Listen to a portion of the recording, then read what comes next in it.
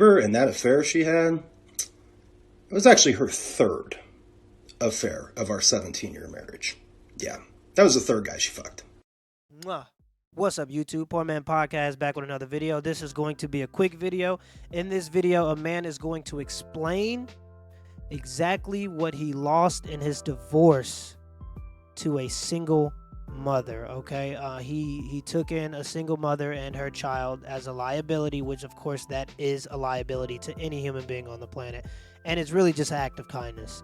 And it really shows that acts of kindness aren't always, rewarded. All right, sometimes they're punished. Also, I wanted to show this video because there's a group of people, and we can't talk about this group of people too much on YouTube or you'll get banned from the partnership program. But this group of people come with the idea of equality, okay? They say that they do what they do because they want to be equal, and they root for equality between men and women. All right, only when we start to look at videos like this, only when we start to look at workplace fatalities, only when we start to look at suicide rates, only when we start to look at jail time given for similar crimes between men and women, only when we start to look at paternity court, divorce court, okay, do we start to realize that there are no people that have opinions or are fighting for men when it comes to these problems. So are you really about equality or are you about superiority? Okay, let's get into the video though, and I really want people to try to be empathetic and understand that this is a human being who has worked towards something for his entire life, and it's been taken from him. And I want him to explain exactly how that has affected his life. So let's get into the video. So how much did my divorce cost me? Well, this is a fantastic question. There's direct and there's indirect costs.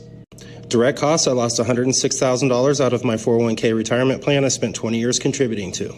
I also lost half the equity in the home, stocks, bonds, mutual funds, cash, and savings that I also spent 20 years contributing to.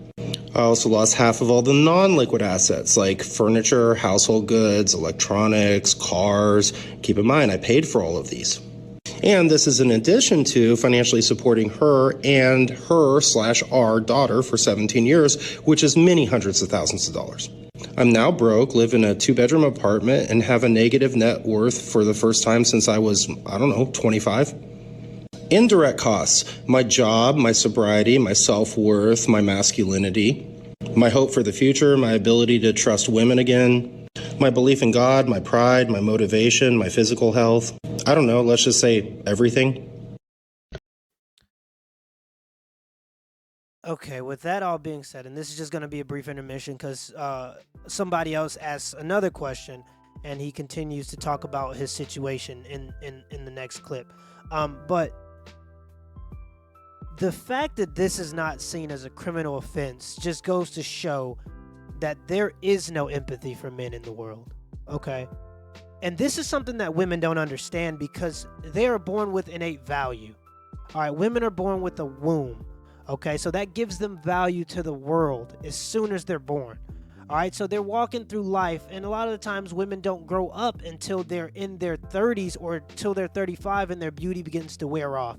Because when you turn 18 as a man, you have to go out and be productive or the world does not care about you. When you turn 18 as a woman, because you have that inherent value and you have that womb, everyone just tells you you're right, okay? And how that, and they tell you that you're right because they want to either have sex with you or they're a woman, and women are just more agreeable and will agree with each other for a boost in their social kind of circle. Okay, so what this does is it makes men have to grow up quick, and it allows women to pretty much be children until they mature up enough to realize that everything isn't about them. And you don't really realize that when everyone tells you that you're right about everything because you have that inherent value because they want to have sex with you. Okay, so it doesn't really do women any favors when it comes to growth and when it comes to being a better human being, because you feel like everything you do, you can do no wrong is what it seems like.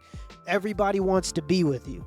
All right, and I don't want to go too far off on a rant about something else. I just wanted to say that there is no empathy for men in the world.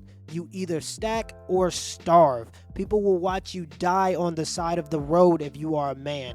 Women, you think that is sweet over here. You think that it's just easy being a man because you have that inherent value. You assume that we have some kind of inherent value from the patriarchy or some kind of structure that we made. It's not true.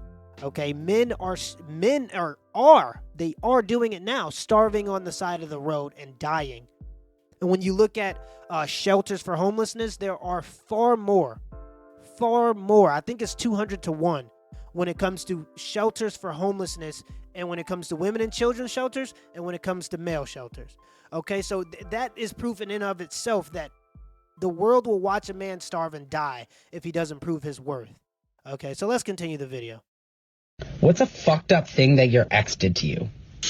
Ooh, I've got a doozy. This one's going to be hard to beat. So I married a single mom. I adopted her daughter. And after we got married, she developed cysts and some other things that caused her fertility issues. So we tried for years and years and years to get pregnant unsuccessfully.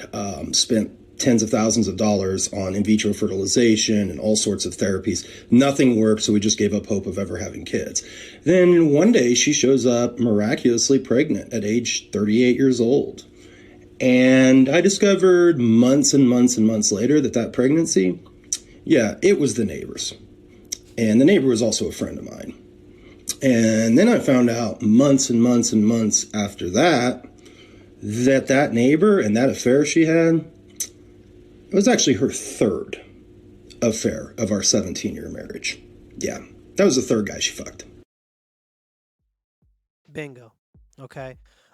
This is just the end of the video. I'm going to wrap it up quick. Where are the short haircuts and the long sleeve fleece shirts now? Okay. Where are you? Where is the movement for equality when it comes to men being treated equally? All right, that group of people who claim to want equality when it comes to men's issues, they just usually shrug their shoulders and say, yeah, he should have picked a better person. Should have picked a better mate. Okay, and women are wondering why men don't want to get married anymore. All right, I've seen countless numbers of news, little clips and everything talking about why are men walking away from marriage. It's because it's a horrible deal. Okay, we get nothing out of it. This man has spent decades working towards a goal, and he's been set back to the age of 25 is what he related it to, because this is the first time he's been in debt since he was 25 years old. That takes a lot of discipline and it takes a lot of work. He made one mistake, and what was that mistake? Taking in a single mother, taking in another man's child, taking in another man's liability instead of building his own legacy. Because at the end of the day, if that was his child and a woman divorced him, at least he could have said, I did what was best for my child, my legacy. That child will grow to appreciate what I have done for it. He can't say that right now because that child that he helped raise is somebody else's legacy.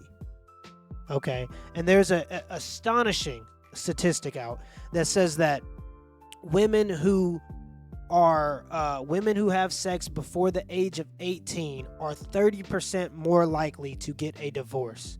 And it just goes to show how sexual promiscuity is the cancer of our society, because single motherhood is the cancer of our society. And if sexual promiscuity leads to single motherhood, those are two problems in and of the same.